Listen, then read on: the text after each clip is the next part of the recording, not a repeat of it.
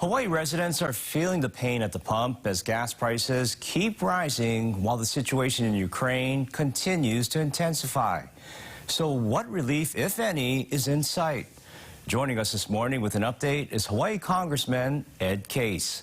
Good morning, Congressman. How are you doing this morning? I'm great. I'm home, and it's great to be home for just a week before I have to go back to D.C. Now, first off, you wrote a letter to the president trying to get a waiver on the Jones Act. Explain the importance of that and how it could help with gas prices. Well, before Russia's invasion of Ukraine, just a month ago now, we were importing somewhere in the range of 25, even 30% of our total fossil fuels from Russia directly from international sources. And one of the main reasons we did that and do that is because of the Jones Act, a federal law which restricts the shipping between U.S. ports, so that the mainland to Hawaii for alternatives to fossil fuels, to international, to just a very, very small number of ships. And it makes it very, very difficult to get that shipping. In fact, the estimates are 3 to 4 times the cost of shipping for a shorter distance than to bring oil from overseas. And so, you know, if you take 3 to 4 times that cost, and you do what we had to do, what we did do rightly, which was to ban the import of Russian oil, and we had that kind of constraint in our supply, and we were forced into other markets. We should be able to access shipping that is not 3 to 4 times more expensive. And that's what I asked the president to do. I said, look, we can argue over the Jones Act and whether it's good or not for Hawaii. Personally, I don't think it is good for Hawaii. But in this particular situation, it's particularly not good for Hawaii. And so let's just, lift the Jones Act for the duration of the Ukraine emergency. I haven't heard back from the president yet. I'm hoping that he will see it our way.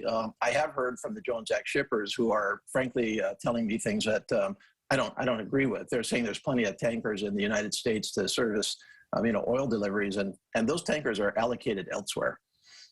Now, you're talking about banning Russian oil crude imports, gas prices rising. Also, Hawaiian Electric said recently that utility bills would increase by 10% on Oahu, 20% on Maui and Hawaii Island.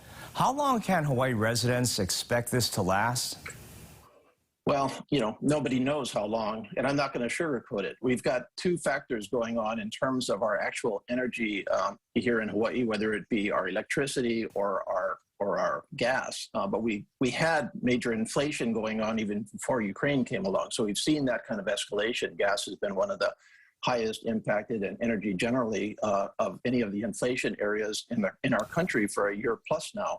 And obviously that's due to a lot of factors, complicated. Some of it is COVID, some of it is coming out of COVID, some of it is supply chain disruption, all of which we're trying to work on the national level to get that inflation under control. And then you compound that with Ukraine, which, Russia is a major exporter of energy. And so if you disrupt the supply of fossil fuel related energy in the world, you're going to see price increases. So you really have 2 factors going on, and it's going to last for a long time. And I don't know what that long time is. It may not be a long time, but it certainly is something that we have to prepare for now. It's a reality we have to build into our budgets.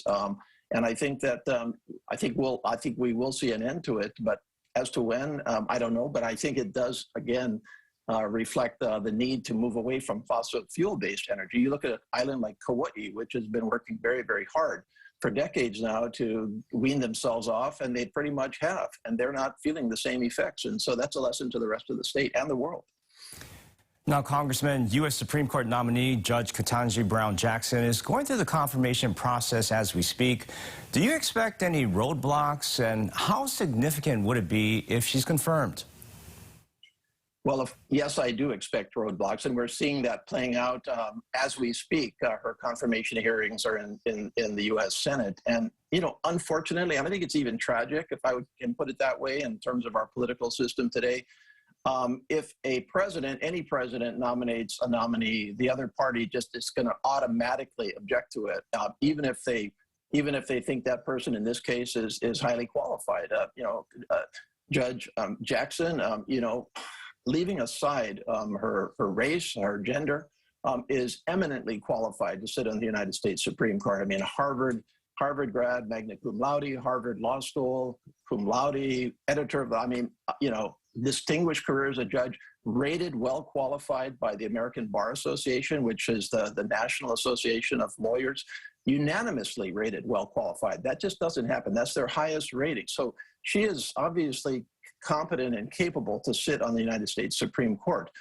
And yet she is being, objected to by one of the Republicans in the U.S. Senate. I think that's too bad. But I do expect her to be confirmed, and I think it's going to be historic because I think not only do you have an incredibly well qualified person going on the Supreme Court, which in and of itself is momentous for our country every time that happens, but the fact that she is African American, the fact that she is a woman is historic. And I think I agree with the president. I think our Supreme Court needs to reflect our country. And I think that inspires confidence in the Supreme Court throughout the entire country. And so I think this is a very, very positive day as she is confirmed.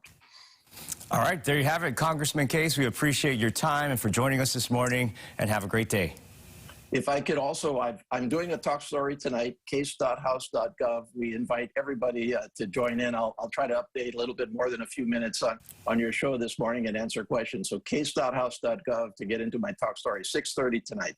All right, and we will have that information as well on our website at k22.com. Have a great day, Congressman. Thank you very much.